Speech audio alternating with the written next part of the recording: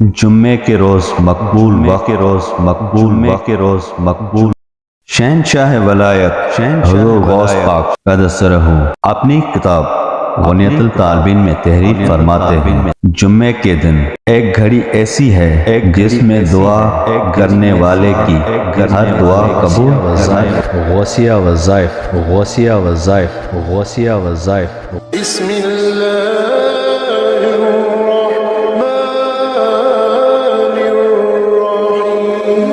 شروع اللہ کے نام سے جو بڑا مہربان نہایت رحم والا ہے۔ السلام علیکم ورحمۃ اللہ وبرکاتہ۔ میرے پیارے بھائیو، جس میرے بھائی نے میرا یوٹیوب کا چینل سبسکرائب نہیں کیا تو برائے مہربانی میرے یوٹیوب کے چینل کو سبسکرائب کرتے جائیں اور ساتھ میں لائک بھی کرتے جائیں۔ سبسکرائب اور لائک کرنے سے میری حوصلہ افزائی ہوگی تاکہ میں آپ کے لیے اور اچھی ویڈیو بناتا جاؤں۔ میرے پیارے بھائیوں، ہر انسان کی یہی خواہش ہوتی ہے میں جو دعا مانگوں وہ قبول ہو جائے، تو آپ کے لیے میں آج ایک بہترین عمل لے کر حاضر ہوا ہوں۔ یہ میرے مرشد کریم نے غنیۃ الطالبین میں تحریر فرمایا ہے۔ جمعے کے روز مقبول وقت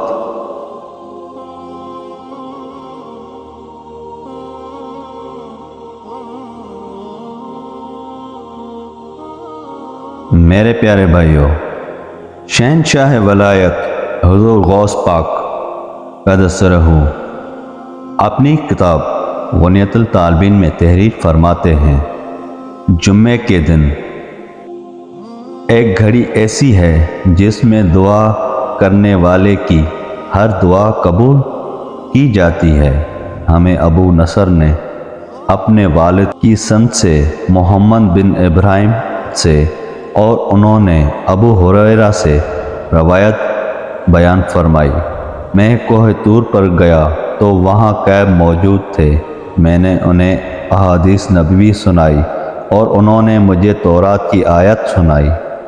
فرماتے ہیں کہ ہم میں کسی مسئلے پر اختلاف نہ ہوا حتیٰ کہ ایک ایسی حدیث آئی جس میں یہ تھا کہ جو شخص جمعہ کی مقبول گھڑی میں دعا کرے تو وہ قبول ہوتی ہے۔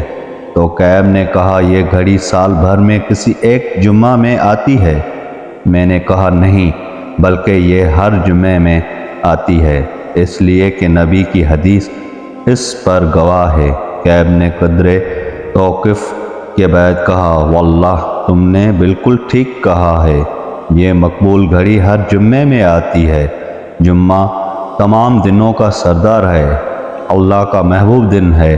اسی دن آدم پیدا کیے گئے، اسی دن جنت میں داخل کیے گئے اور اسی دن جنت سے خارج کیے گئے، اسی دن قیامت آئے گی۔ انس و جن کے علاوہ ساری مخلوق جمعے کی شب روتی ہے اور جمعے کی صبح قیامت کے انتظار کرتی ہے۔ میں واپس آیا تو عبداللہ بن سلام کو اپنی اور کعب کی گفتگو سنائی۔ عبداللہ نے کہا، کعب کو غلط فہمی ہوئی، تورات میں اسی طرح ہے کہ یہ مقبول گھڑی ہر جمعے کے دن ہوتی ہے، جیسا کہ حدیث نبوی سے ثابت ہے۔ میں نے کہا، کعب نے اپنے قول سے رجوع کر لیا تھا۔ پھر عبداللہ کہنے لگے، مجھے اس گھڑی کا علم ہے۔ میں نے پوچھا، بتائیے۔ فرمانے لگے، وہ آخری ساعت ہے۔ میں نے کہا، وہ جمعے کی آخری ساعت میں کس طرح ہو سکتی ہے؟ حالانکہ نبی نے فرمایا، اگر کوئی مومن اس نماز کے حالت میں پائے جبکہ دن کے آخری حصے میں غروب سے پہلے نماز ہی مانا ہے۔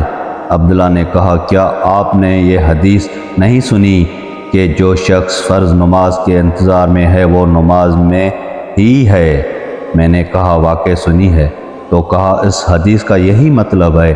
ایک روایت میں محمد بن سیرین ابو ہریرہ سے بیان کرتے ہیں کہ نبی نے ارشاد فرمایا، لوگو، جمعے میں ایک لمحہ ایسا آتا ہے اگر کوئی مومن بندہ اسے پالے اور اس میں اللہ تعالیٰ سے دعا مانگے تو وہ دعا ضرور قبول ہوتی ہے۔